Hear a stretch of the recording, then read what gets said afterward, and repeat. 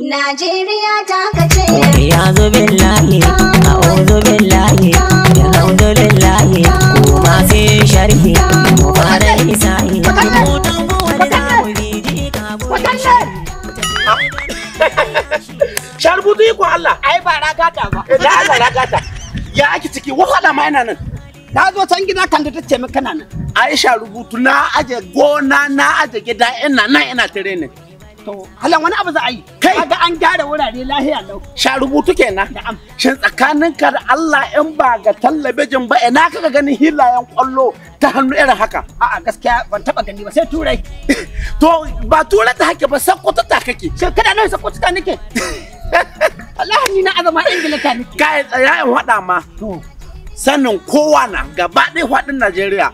Jihar Sokoto mu an ka sani da kwallo hannu. Wannan haka shi. Ko ba hakan gaba? A uwa na a tushe. Kuma Allah ya taimake mu ya ba mu hazikin gwamna wanda ya san abin da ya kai. Gwamnan matasa Aminu Waziri Tambol. To ai ka san shi duk motsi ne duniya duk inda ya motsa shi talaka. Matashi dai a san abin kwarai. To ka gane ko? Kwarai. To da haka na.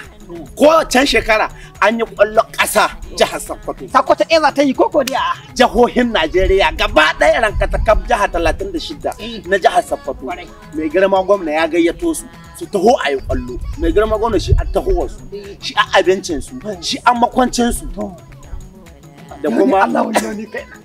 To ka sani, ka san aiki sai mai shi. aiki sai mai shi. Bai yiwuwa wajen aikin kayanta a kai Mason yana yiwa. To don shi na mai girma gwamna yayi nazari yayi tunani yasa Edigami ya ba kwamar Bashir Gorau kwamishinan matasa da wasanni. Ka tafi daga mai aiki. Ka tafi da sarkin aiki. Wallahi. Saboda ka san shi Gorau.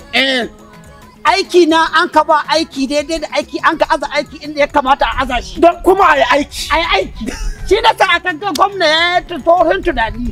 Ya auna ya auno ya hanga ya hango. Ya leƙa ya leƙo. Ya leƙo ya babu wanda ya kamata shi ba kwamishinan matasa da wasanni in ba Gorau ba. Wallahi. Saboda shi ko shi na nan ko bai na aiki an gama.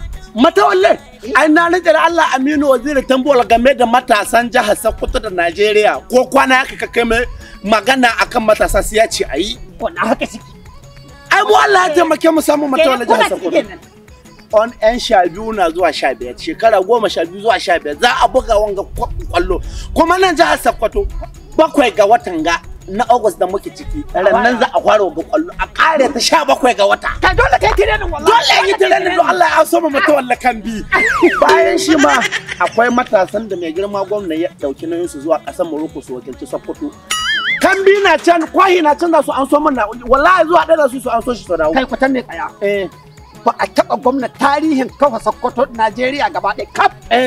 Ba a taɓa gwamnan da ya kumshi irin haka ba sai Matawalle.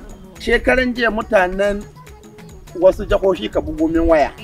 Yadda sun kasan tare na da mai girma gwamna sun ka roƙe ni don Allah da Annabi an faɗa ma mai girma gwamna ya to mana takarar shugaban ƙasar Najeriya. A wallahi hito amma zai yi. Wallahi. Wallahi in ba haka ya ba.